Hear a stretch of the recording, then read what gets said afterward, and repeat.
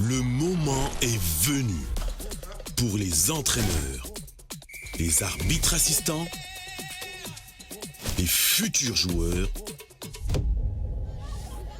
et les fans inconditionnels. Mais plus important encore, le moment est venu pour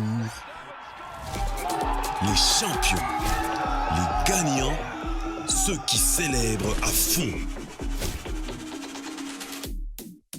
Les danseurs. C'est honneur, c'est l'heure du jeu, c'est l'heure de Betika, parce que le temps de jeu est le temps de Betika. Lorsque le jeu est lancé, faites vos paris, gagnez avec betika.cd. La maison des champions. Bonsoir fidèles téléspectateurs, bienvenue dans votre émission que vous aimez tant, Tendance Vec Club de l'Obara toujours. La télévision a été mise en otage parce que Tendance Vec Club est bandit. Benga voisine, nous avons télécommande, boaka déjà mpandi parce que Awande, Tosola Rama et Matali, équipe chérie Nabiso Tolingaka Mingi, association sportive Vec Club de Kinshasa, wapi oyo déjà bazana niveau ya Benin pour na Kobeta bien sûr match à Ligue des Champions aller, il y a 16e de finale autre Robeta na Burkinabé parce que tu as vu que d'ailleurs coup d'état monsieur Salamé Kuna hier donc à tout prix moi déjà tu me bêtes les activités CAF déjà mon agent en Msika a projeté déjà que tu bêtes on a Benin bon aussi ko peut Robeta match ango na niveau il y a Cotonou Kuna Robeta pe match amical moko un mardi et pourquoi pas tu bêtes match déjà aller samedi et tout à la maramususu nenge ekolekela alors comme information de l'MC Binoana, l'équipe séjourne déjà à Benin depuis ce matin. Balongwa qui na Kinshasa, Bakenda qui na Benin et puis Torbeta Lisolo un match amical retour au Torbeta qui na Diable Nord à Congo Brazzaville. C'était le jeudi dernier dans le stade de Martyrs. Et nous allons essayer aussi de parler, pourquoi pas. Il y a Réunion Bandekonabiso, il y a Paradis et surtout grande information, ils que le 9, dimanche 9. Donc, tu as un match Nabiso, week-end, il y a les 7. C'est quoi dimanche, il y a les 9.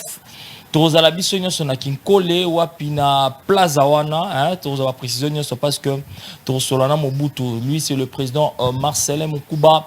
Président, il y a section les défenseurs, il y avait club, mais à même initiative à Kito Kokoloba, les Kanisi Oto Keko Kanisa Elongo, quand on a question, il est simple. Quel est le rôle d'un supporter envers son club? Voilà, il y a un penami et minto sola. Nakatia Plateau Nabiso, sans plus tarder, sans tarder, bien sûr. Napesa Mbote. Bonsoir, président Marcelin. Bonsoir, bonsoir Randy. Bonsoir, Banave Agnoso. Maele Makanisi Losambo. Nyonso Abiso. Namboka Guinée et c'est équipe Nabiso Ezwami Namboka Benin. Namboka Benin s'il vous plaît. Ouais. Et c'est équipe Nabiso Tolinga Kamingi Banave à Banambongo. Donc tozo tombe la bonne chance na club Nabiso et ce qui est certain que bagoye Nabiso résultat moka malamu. Donc pourquoi les lots tozane sengo ya kozana plateau oyo pour na tobete la mayangani où est l'équipe Nabiso. Pourquoi pas les défenseurs de l'ASV Club? Voilà, pourquoi pas les défenseurs de l'ASV Club? Qui tu me au moins une vidéo là?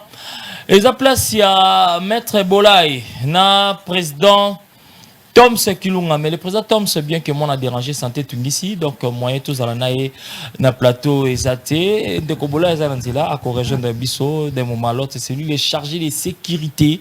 Il y a Association Sportive Club, donc, tu es président de stadier. Tu as beaucoup plus de solo à la sécurité dans le stade de Martyrs parce que tout le monde a déjà comment ça s'est déroulé dans un match il y a 32e. Si vous avez 16e, les enjeux sont Bakama. Et il y a un niveau à battre Bakama dans le stade parce que tu as eu un premier match, tu as eu donc tu as eu la sécurité parce que c'est important. Mais dis-moi, tu as vu qu'il y a un plateau réagissez par SMS, bien sûr, à ces numéros où ils ont affiché dans bas de l'écran pour Tomeka. Côté un message na binoto sur la et que ça la biso bien mingi voilà alors comme je vous ai dit déjà l'équipe est maintenant à niveau il y a niveau à Benin tout là dans l'image des ballons qui n'anjili et surtout reporter signé avec bien au niveau ya Bénin parce que jusque là la communication bougeait qui t'a mené un très bon reportage via téléphone les images amateurs après c'est quand même total n'engé qui pèse à niveau ya Bénin bon tozonga pour banda déjà ko betel solo il y a association sportive avec parce que tendance avec la télévision est toujours mise en otage. C'est parti.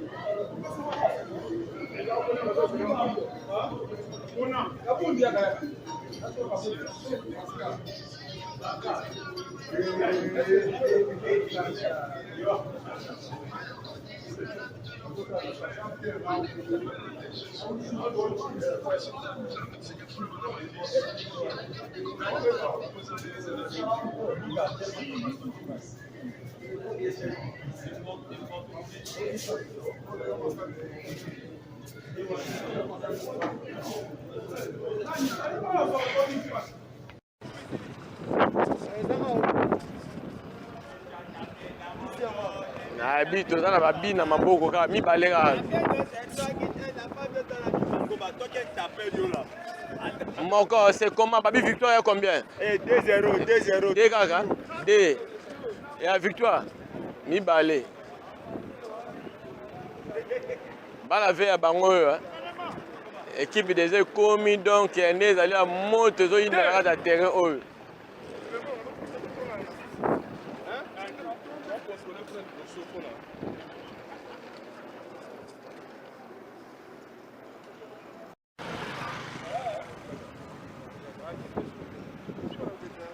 équipe en babisco ya boni baka na deux to équipe bongo équipe en staff technique président Raoul Yeyo alaisi ki vekli bien na ye mutambongo ebele na chariot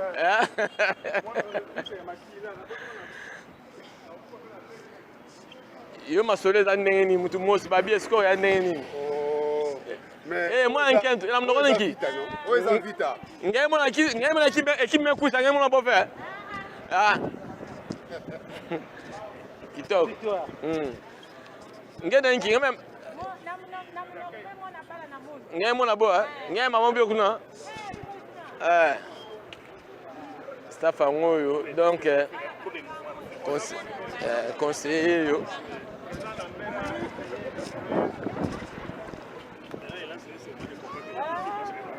ngai quoi la bête ngai quoi OK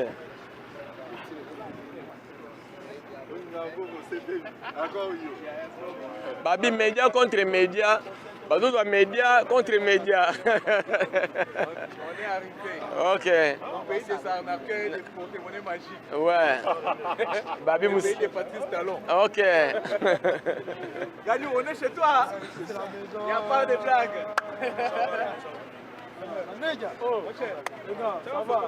alors bien ça m'a belé na jamais équipe yoka solo na mabele na ye ya moi le besoin ba melman ba la ba fan club tout la kin ouais déjà to komi to déjà en aéroport to préparer to l'hôtel on va jouer ba pays mais déjà na sepeli ba supporter na biso ba ouais avec ba ya biso na Benin c'est bien donc là c'est fait à mon kitoko équipe Benin ça équipe tout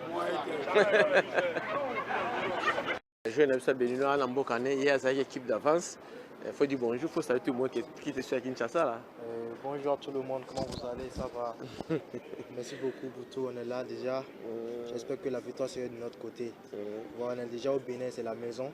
C'est comme si c'est la deuxième famille qui est là. Donc d'ici, je vous souhaite d'être à 100% avec nous comme d'habitude. Et puis le résultat sera de notre côté. Merci beaucoup. OK. Tu dois continuer à jouer na biso biomo we bien ça na mabele na ye. Abi na mabele na jamais koyo que ça mabele le son. Alors ça va que non, aza béninois équipe eza ye, jamais koyo que ça mabele na soni. Donc jamais pas koyo que ça va masser ba uta kin soni. Donc fait club toujours victoire à victoire, aza mon voodoo. Donc so babi voodoo za makamba moko makambo donc makambo. Donc abi jamais équipe na ko pour la mboko ya zali. Donc check tous ensemble. Tu expliques à Ibino que non? Benende Makambu. Yango de bomona comme bomona makamokenda yango tozana président Raoul Vincent Mutumoshi tozana David Evenema tozana Yemoro Bata Koto. Bon, hein? Donc Papa Vincent Masole Kende pour l'organisation. Donc David Evenema organisation tout le monde a bâti shot là Tami Makambo David Evenema toujours contre Kabila Bayoka Osala Salamakambo bien na Cotonou. Tout ça la présent Raoul. Il y en a pas Pemeni. Vincent Mutumosi sans oublier Papa Jean. Staff Moussela Ndila Bazoya. Hein? Bien la il faut là. Pour la victoire. Hein? Consul. Non, victoire en tout cas, le match est à 2-0. Match est à 2-0 quand David Evenema lobby. Babi tozo panza ya ko panza la mboko lelo donc tozo déjà terrain. Donc si déjà tozo terrain. Check. Ouais, on est ensemble. Dans quelques minutes, OK, la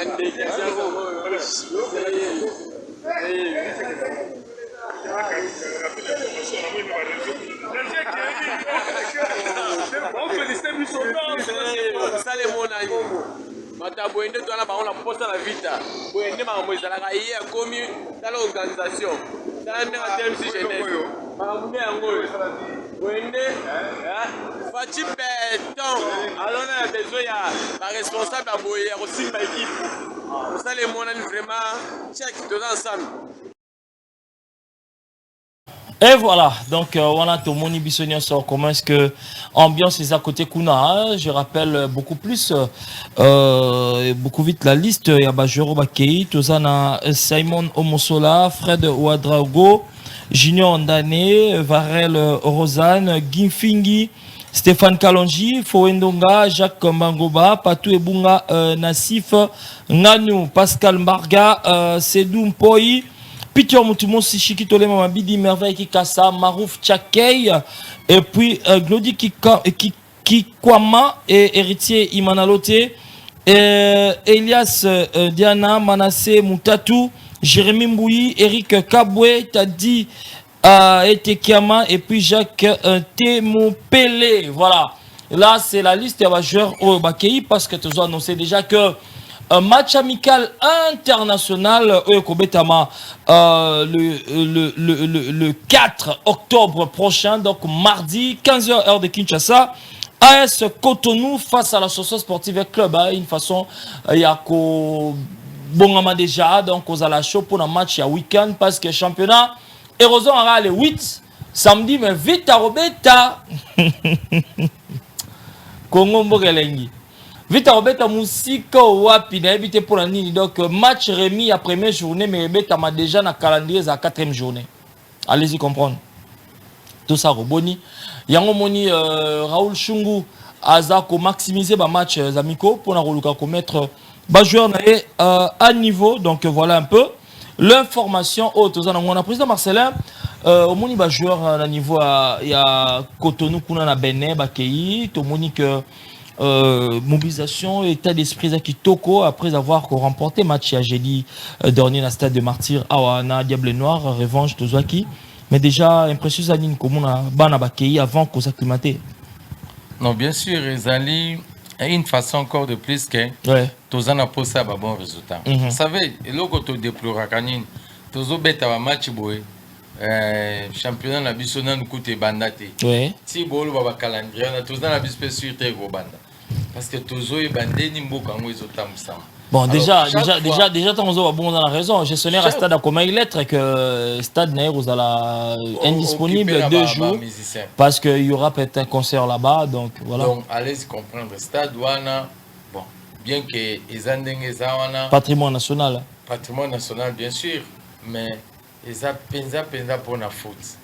So total, mais on dirait si comme Bachaka vraiment foot na première position na niveau stade wana te. Car cela ne tient équipe ezali biso pe la équipe omoni wana tozolo baké il faut ba supporter ba s'approprier une équipe. Je pense que notre côté na matière wana te. Mais na zolo ba muke pourquoi tango tozaka ko espérer na stade moko wana. Par exemple, si avec les Bazaki na stade naï, surtout on a tout qui peut en monter. Et voilà qu'aujourd'hui, tu as toujours concouru des restes douana ou caprice et belé, attaque ou tout bana miki bazana ba caprice net ba dirigeant ba stade na biso. Mais pour la club na biso, to moni ba joueur yo moni sérénité. Donc ça dit bato ba kei baza vraiment na sérénité. Et biso bato peut tout tikali mabolongo na se tozo sambela pour bailler la biso résultat malam. Je pense que match au Barobeta na Cotonou, hein, équipe au Barobeta. AS Cotonou, hein, Cotonou. Et qu'on l'axe encore une fois de plus détermination, n'a pas ça à la biso résultat malam parce que les associés n'a biso. Donc tous souhaiter bah encore bonne chance et par rapport au résultat où tout ça là qui a un match au beta à jeudi na martyr pour na biso ezo l'axaki to pola qui na Braville to e awa entraîneur atali après si ba consigne mususu to gagner. Donc cela veut dire que à chaque fois tous à komata ndé na loba ngweza système à levir na patte pour ma pa ezo vivre fermentation toujours au fur et à mesure tous beta équipe ezo gonfler vraiment naza confiant en équipe nangai et vraiment bonne chance na bango encore. Voilà, bonne chance na bango encore une fois. RC Diogo du Burkina Faso. Une équipe avec le bac affronté na week-end les 7, 8, 9 octobre prochain. Mais dis-moi, tu es déjà que mardi avec ta Akobetana AS Cotonou ya Benin pour na ko luka moya ko s'agrémenter déjà ko kota ben ya match autre beta na week-end. Mais na 4 semaines au milieu de la semaine, il y a quand même un grand monde. Bah supporter Mikolo Barumo Kamobutu pour bazoya penza parce que lui c'est le chargé, conseiller chargé des mobilisations na CPS Funa et azala même chargé à mobilisation na CGS. Hein, tant on les a dans le comité général des supporters dans ma mobilisation. Marcelo Moukouba a bien très bien. Tout dans le stade, comment ça s'est déroulé ce fameux match amical retour au Betakina Diable Noir et Congo Brazzaville, match soldé par un score de 2-1 à l'avantage avec club revanche pris, hein, bien sûr il y a dimanche dernier. Tolandeango, Torozon a tout commenté sur cette plateau en images. C'est parti.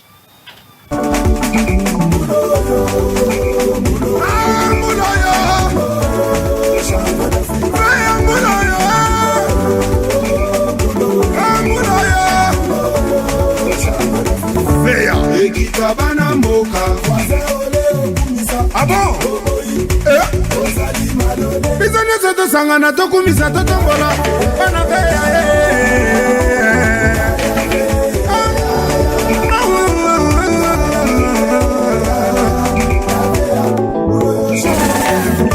mono ibili Clinton muko wandoinga bine atreba ndaba banda kotombola ngoti lelo kukupemba. Allez, ingénieur Dolce, monte en puissance.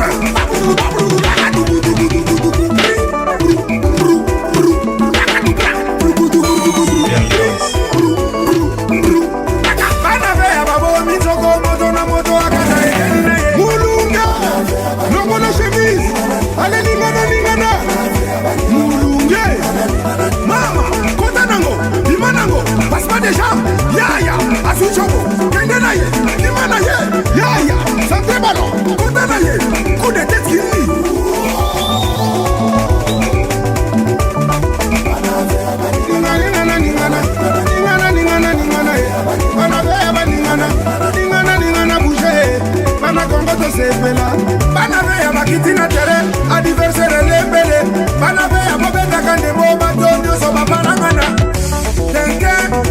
On a joué le match, le deuxième match retour, je ne connaissais pas l'équipe puisque lors du premier match, moi j'étais avec l'équipe nationale. On a fait le résultat qu'on a fait. On essaie certaines choses qu'on ne va pas dévoiler, dire qu'on est en train de faire ça ou ça, mais on essaie certaines choses. Et le résultat, ce n'est pas tellement important pour moi, mais la manière dont ils vous ont fait, ils n'ont pas fait ça comme on voulait à 100%, mais ils ont quand même essayé de faire certaines choses qu'on les a demandées, puisque nous allons jouer à l'extérieur. On a joué en fonction du match qu'on va jouer à l'extérieur, et c'est différent. On a joué différemment du match qu'on va jouer chez nous à domicile. À l'extérieur, à domicile, c'est toujours différent. Alors, il faut que les gens comprennent qu'il y a des stratégies qu'on ne peut pas dévoiler. Ce n'est pas comme on joue à domicile qu'on va jouer à l'extérieur. On joue sur les terres, je dirais, étrangères. On doit avoir une manière de jouer Et comment voulez-vous que nos équipes, les équipes qui représentent les pays, soient au top 100 championnat? Il faut quand même féliciter les gens qui peuvent développer à ce niveau, jouer un match pareil, sans championnat. Ce n'est pas facile. Ce qui nous a marqué la Diable Noire, bon, c'est une équipe collective, une équipe qui joue bien, une équipe que je connais dans le temps. C'est quand même une très bonne équipe. On a remarqué qu'ils ont des joueurs de qualité. Peut-être certains compartiments par rapport avec l'autre. Les automatismes se créent en fonction des matchs. Plus on joue, et les automatismes s'installent. Et là, c'est manque de lucidité, manque de définition, c'est ça.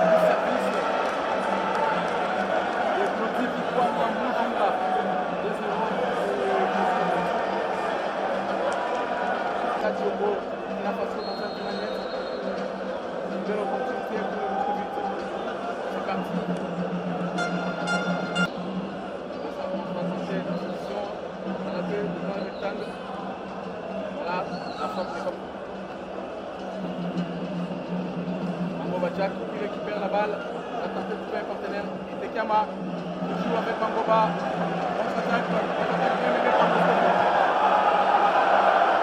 malheureusement, Kasawamba, Peter Moutoumos qui trouve Jack, Mangoba qui combine avec Kasawamba qui passe, qui trouve Eric Kaboué, très bien Kaboué qui est seul, oh malheureusement, l'équipe adverse. Il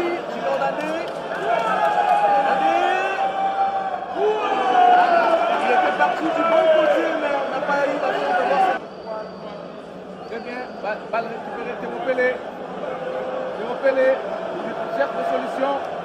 Il lance Manasseh Moutatou.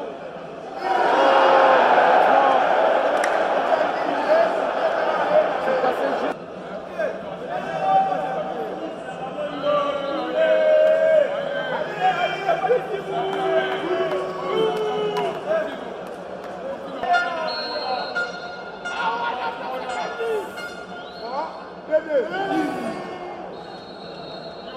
Mal tiré, les ballons dans les airs, mais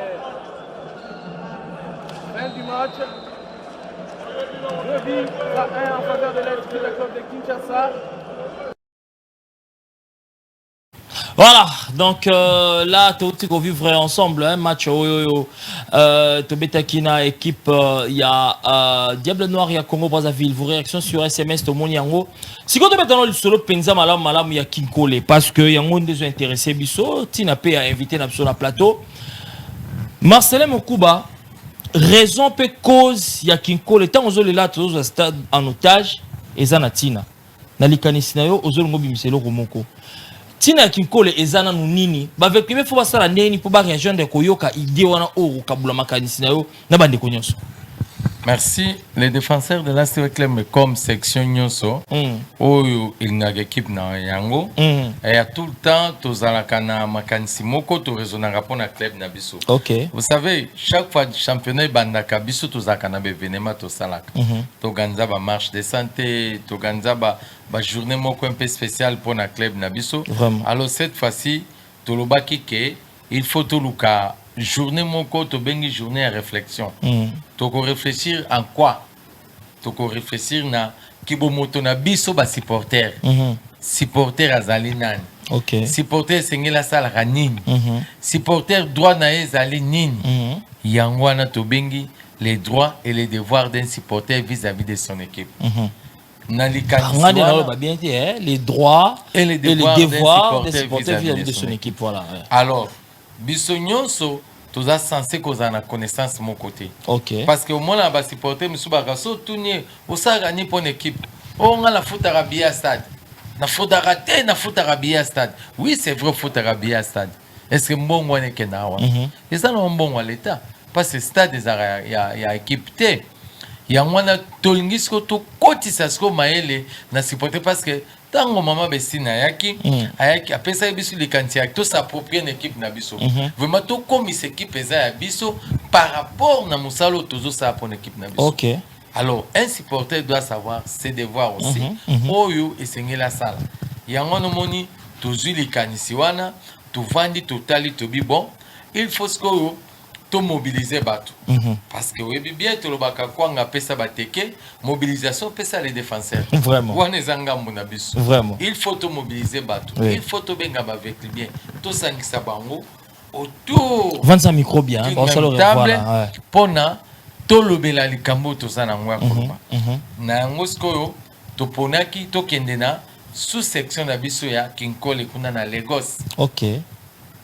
Lagos, c'est la section, sous-section, bientôt tout ça pour installer Bango. Mais il faut que ne faire Bango, pour tout sanctionner avec les biens, Ngambouana, tout peut salité à Wana.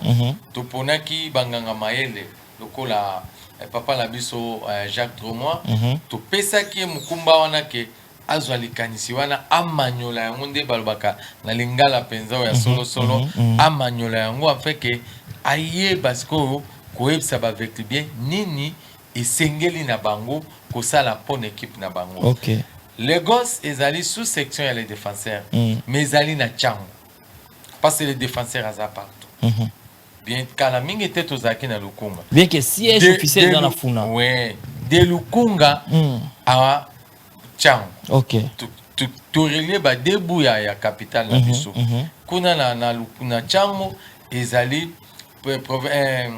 district province district avec club ils a dirigé na président Gilles sengele tous à la pembe naie tout senga parce que ozoya landa kwa mutu faut beta porte à fongoler exactement tous a la besoin ya expertise naie tous a la besoin ya présence naie lokola président Patou na Bibwa bazali wana avec les biens à Bibwa tous a besoin na bango ezala Kinkole donc président Papi je crois donc na mon kala même bozalaka donc faut boya côté na bobenda na penza et ça la bien vraiment tous a les sous na ba notable parce que vous êtes sans ignorer que papa sous les benwaza mutu aiba déjà mingi na kategona kuna côté ya ba Bibwa kuna eza côté ça la misala et c'est un vécu bien aussi c'est un vécu bien vraiment un vécu bien à soutenir l'équipe naie Baron Barosala va invité. Tous en a colonel Justin, colonel des districts qui a Chango, ouais. Aza invité Nabiso. Donc, Batunyo Soana Talakak. Et tout Sangana na Bango pour na Tolobela. Où est un club Nabiso. Non nécessairement Kolobela club. Mais tout peut s'amayer les namitu avec le bien baye baké. Un vécu bien et Sengeli a contribué pour l'équipe naïe. A contribué n'engeni. OK. Ce que vous en bongo. Oui, nous sommes partenaires. Nous sommes bons, nous sommes libérés, nous sommes une bonne équipe. Mais ce que vous avez dit, tous allons se débrouiller. Il faut tous se retrouver autour. Il y a une section. Pour le bio, il y a 200, il y a 1000, il y a 5000, il y a 3000, tous sont ici, tous sont mis, tous sont joueurs, tous sont ici, tous sont joueurs, tous sont joueurs. Au moins, il y a un petit, tous sont section elenge sa bazu joueur na bango. OK. Elenge sa bazu petit moko talentueux na quartier na bango ba pesi ba mbongo na famille na bango bazu joueur on a une bayo tiki na vita. Bayo tiki na vita. Est-ce que lelo makambo ne sala ma? Ozomona. Amour ya club de façon wana. Biso siko ezali yango wana. Non, c'est ce qui ozoke na likaniswana ingelo ba que le ba stratégie zebele peut-être na robimisate parce que ngape na un des conférenciers moyen na bimisango boye na télé zate mais comment ça déjà na idée ozolinga ko zong sa supporteuse azongela quand même rôle na ye et non ozalaka simple fanatique mais ça c'est vrai donc thématique ndé yango wana parce que souci ezalo moni dans le passé to banda roloba ou par exemple si je peux citer le nom au président Mr Ateki joueur Ateki joueur ndeni est-ce que toyebi tango nini joueur wana yaki une équipe est-ce que toyebi qu'est-ce qu'on a un droit? Voilà. Parce qu'un supporter aussi, il a aussi ses droits. Est-ce que Ayebinde Niger on a contact avec le club? Contrat naïe. Saison a signé pour combien de temps? Ok. Supporter a un droit à Makamouana Nyos. Mais quand tu es supporter, président Marcelin, un supporter a un droit à Makamouana Nyos. Tant ou quand même pas au contribuer. Si autant aux autres contribuer, il y a les gars qui flou. Hein? Et les gars on est les gars à la télé. Oh, bah t'es en tout cas, bah n'y a pas bombe à ossature. Biso. Sur charge ça na mutu parfois mutu moko et ça na quelques dirigeants. Si ko bino vous êtes belé bon baza mukeba na choté donc bazo obligé ba teka pour ko sambo quand même. Bien sûr. Et tout ça et ça mariage wana oyo ya devoir na droit ce que sangani okomona ke supporter akoyeba ke non désormais. Tout le monde en même temps tout ça qui na ba tokenda ba réunion na 16e cotisation ba section. Bah il y a la monnaie dernièrement les défenseurs n'a pas simboté n'a tantine à kitoko wana. Ah Karine Zawadi. Voilà tantine Karine. Il y a ngai pena motema il y a ngai motema edo qui kumbuta donc ça la bien tout le monde va bengi contribution à télémiabi $10 les défenseurs et pourtant bah les défenseurs bah mais elle était seule même si $10 pesi pour la section là au moins bazo comprendre donc ils le rosco yo avec bien au loti gala na ndako avec lui bien TV mon a siège à la section à secteur na bidono kende ko s'enquérir na situation yeba maka parce que vraie information heureusement on a ba section avant que tu na biso na télé na section c'est important bo kenda na ba section bo sanga na mais au mona président na za rankinier to linga été président au rankinier to linga été siko nyonso wana ezo créer bazizani pour rien mutu moko ben na conseil mo très important na bomba on na mutema na bagi na oloba on na télé. Salaire fort, si vous avez bien, vous allez en partie opposition contre le club. Et quand vous avez soutenir le club, soutenir l'institution avec club, soutenir nos battutés. Zana Sima avec club, au monde a pu m'en avec Liboso. C'est très important. Donc je crois que vous allez être président. Au Baksa Maloba? Oui, Nanina Baksa Boy. Ce que vous avez bien, il faut tâter le Maloba qui tourne pour une équipe. Vraiment. Au monde bébé, ce moment a Zokola, yo la kele mabe, yo. Ndoki, yo, Rosuka mabe. Non, moi, na ok, bien té. Le club a besoin de tout le maloba qui toko ponae. Tout acte la ramaloba qui toko pona avec club. Tout pas mon équipe na biso. Pour mon appel résultat que là. Les années, mon conseil va pesa que wana. Pourquoi yo koko se retrouver dans Ngambo où il y a soi-disant opposition? Non. Tu te poses face à qui? Face à qui? Face avec club ou face aux individus? Yo avec le bien. Devoir na eza ko soutenir l'équipe na yo. Et non qu'on soutenir Moutou. Vraiment. Bisson a les défenseurs, toza avec les biens.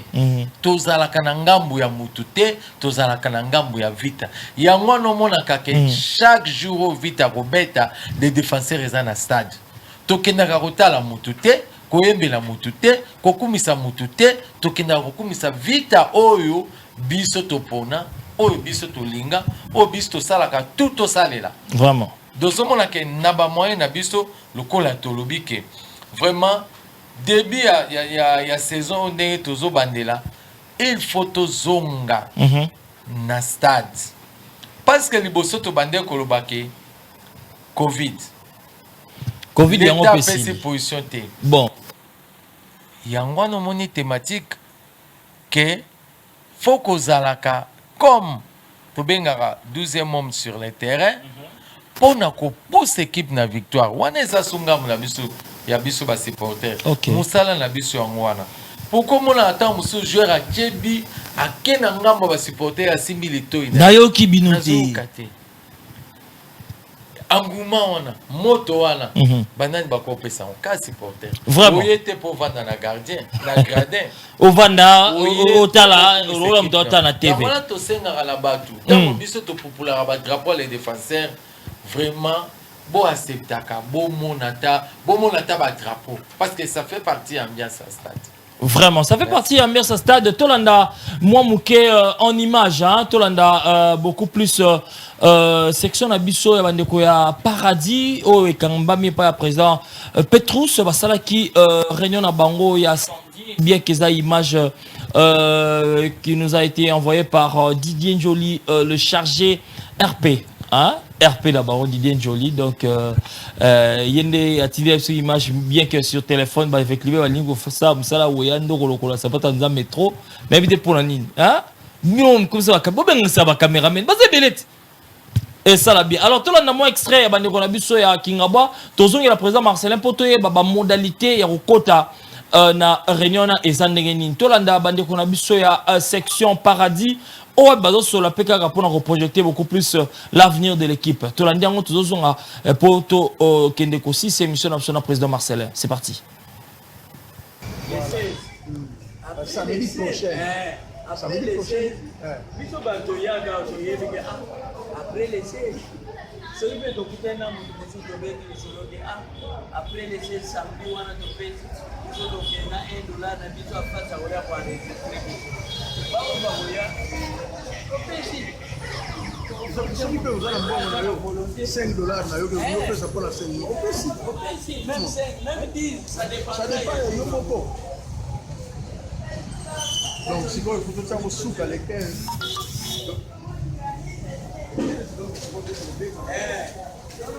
après les 15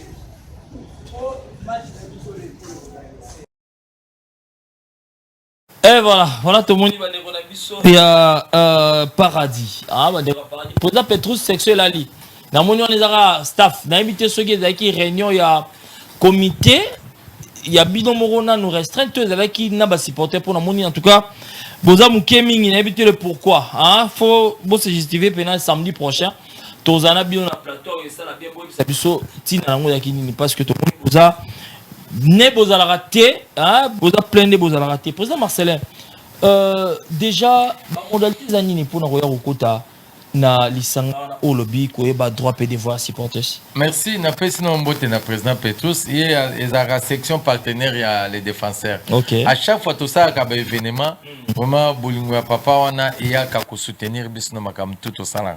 Vraiment président Petrus na moni musala parce que il y a peu de sections au même côté ça là so ba réunioté. Au moni force ya section ezakanyini neti biso les défenseurs. Toza section moko il y a quartier té.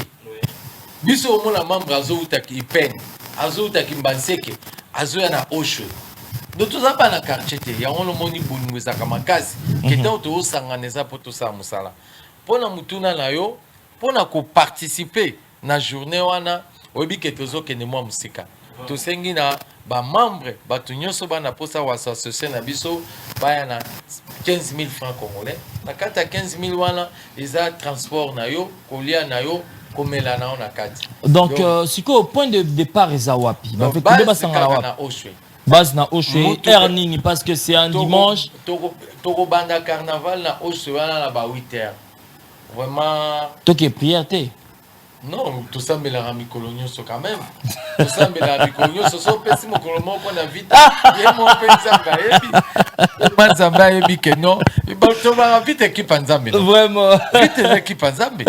Tout ça mais la mikolonio so. OK. Vraiment eza esengo mingi ko za na plateau na yo. Vraiment ba la veille nyonso o bazana posa ko rejoindre biso.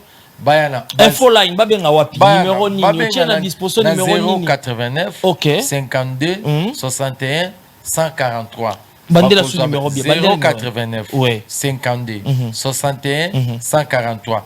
Bakozwa ba information nyonso et plus précisément boyena Oshwe A66 na base ya les défenseurs betika pe tokosala point de départ na biso ozala wana.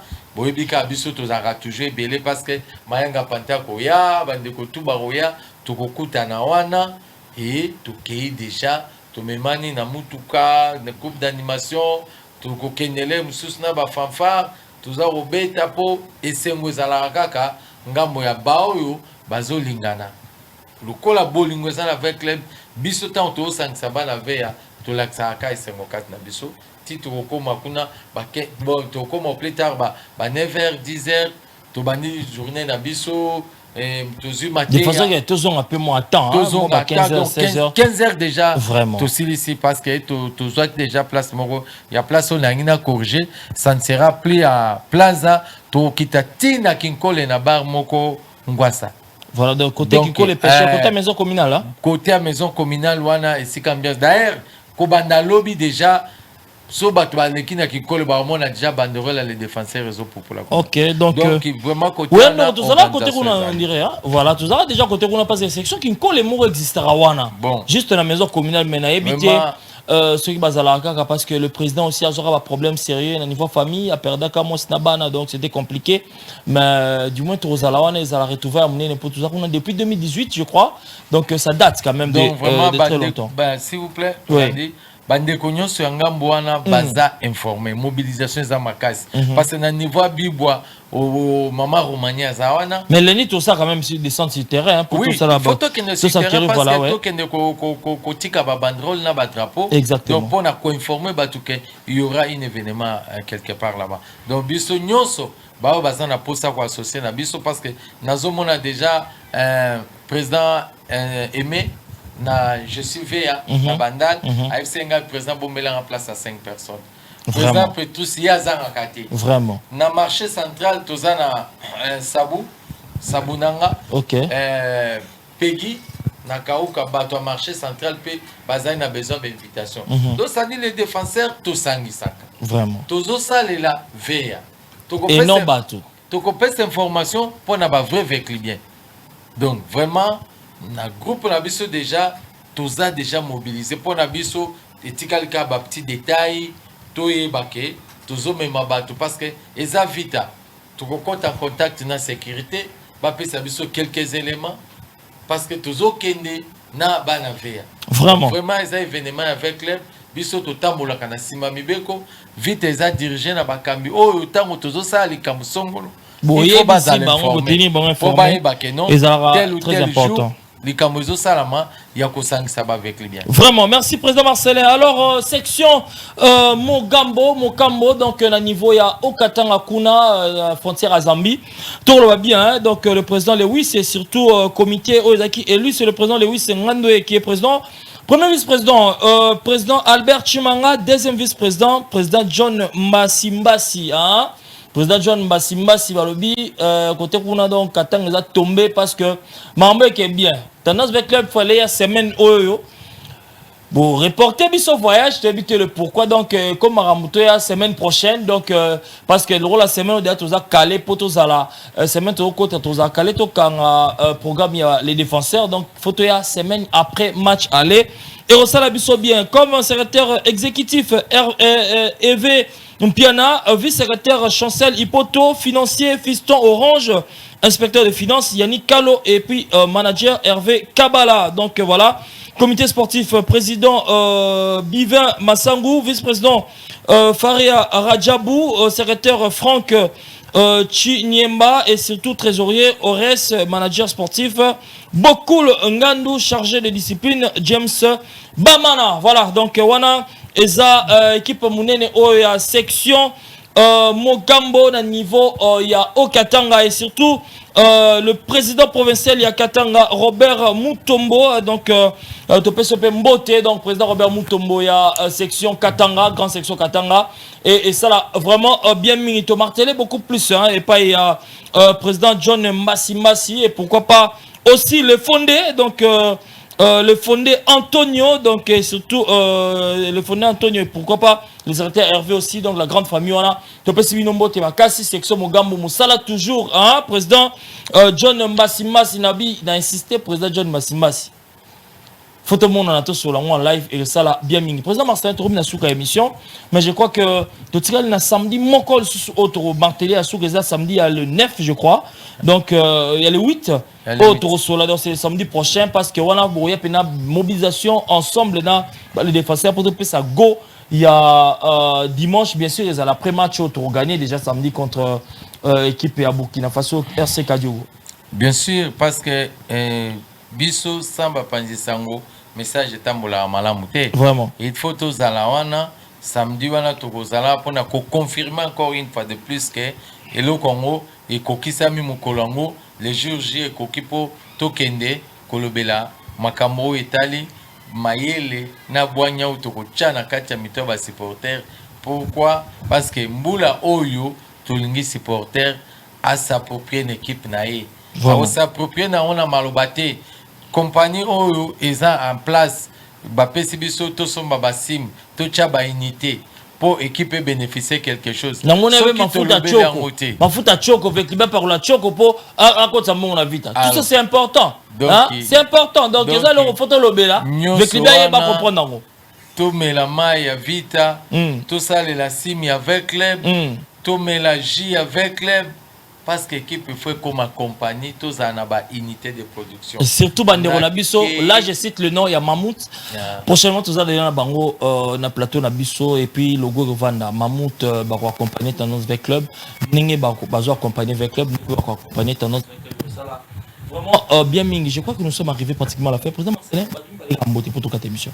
Donc Mbote na opesa na vice-président na parce que yaza ko accompagner ngana musala tozo sala. Secrétaire na ngai Francingo na vice-président na Eric Mumba na président Mayanga Panté, président Songanzila Sangisa Batunyoso na pesi Mbote na Kinkole et pas ya président Papi Chomba côté tozo kendela parce que c'est très important.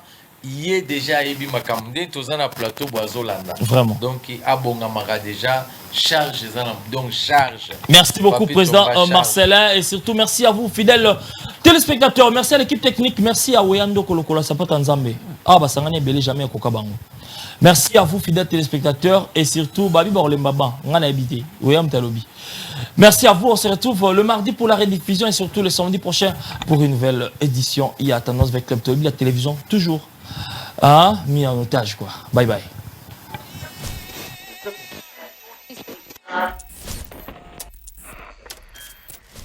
Le moment est venu pour les entraîneurs, les arbitres assistants, les futurs joueurs et les fans inconditionnels. Mais plus important encore, le moment est venu pour les champions, les gagnants, ceux qui célèbrent à fond, les danseurs. C'est honneur, c'est l'heure du jeu, c'est l'heure de Betika, parce que le temps de jeu est le temps de Betika. Lorsque le jeu est lancé, faites vos paris, gagnez avec betika.cd. La maison des champions.